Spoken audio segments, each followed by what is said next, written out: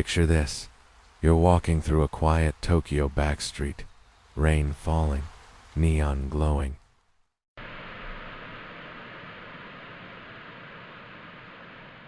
And somewhere, in the silence, you feel the presence of something ancient, organized, and still watching.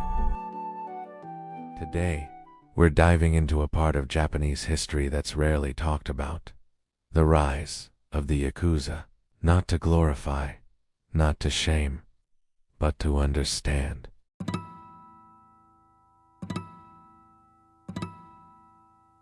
This is a respectful look at the traditions, evolution, and myths of one of the world's most enduring underworld syndicates. A history born in the shadows. Let's rewind 400 years.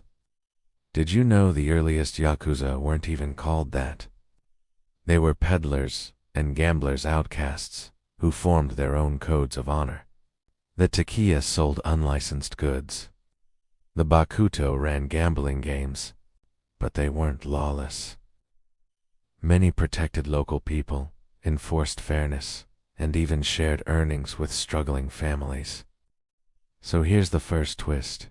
The Yakuza began not as villains, but as survivalists.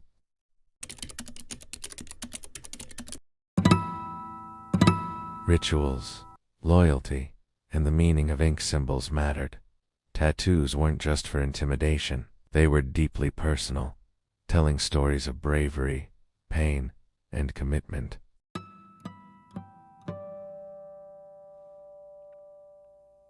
Loyalty was sacred. Mistakes were met with accountability, sometimes through a ritual called yubitsume, where a small part of a finger was offered as atonement.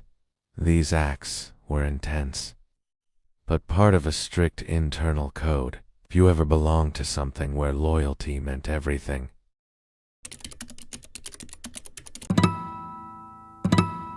The rise of a syndicate after World War II. Japan was in ruins. In the chaos, the Yakuza rose quickly, organizing neighborhoods, offering protection, and controlling underground trade. Some historians argue they helped stabilize parts of society when government systems were overwhelmed. But others saw this as opportunism. The truth, probably both. Crime meets business. By the 1980s, the Yakuza had become sophisticated. They moved into real estate, construction, even finance. Their influence touched areas of business and politics. But as they became more visible, public criticism grew louder. Japan began cracking down, and it changed everything.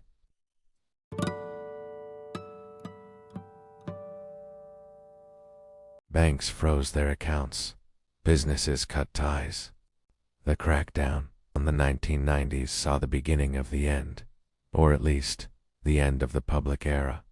Laws were passed that made it harder to operate. Members left, groups fragmented, but it wasn't the end.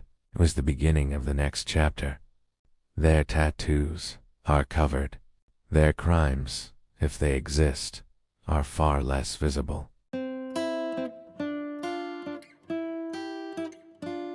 The silent evolution. In the 2000s, the Yakuza went underground. Today, their numbers are fewer. Some say they've adapted to digital fraud, global trafficking, or corporate shell games. Others say they're slowly disappearing. The truth, it depends who you ask.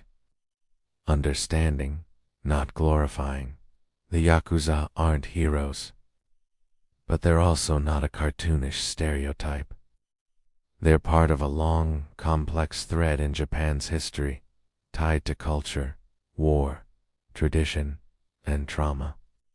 This isn't about praise. It's about learning from the past. It's because only by understanding the shadows can we step fully into the light. Do you think organizations like this still exist in other parts of the world? Or is the era of syndicates ending?